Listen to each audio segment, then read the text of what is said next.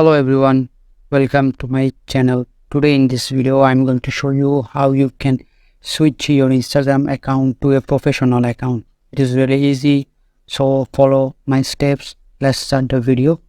First, go to your Instagram app. Now click your profile icon on bottom right here. Click here. Now click those straight three lines up here. Click. You have to go settings and privacy. Now scroll down,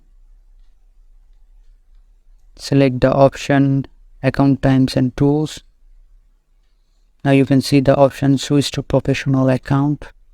Click here and click continue here, and you have to select any option out of this or add any other option in search bar. I'm going to select digital creator here and done. It will take time to switch your account. Now select any of these, creator or business. I'm going to select creator here and click next and then OK. And you have to set up this. Now your ID is switched to professional account.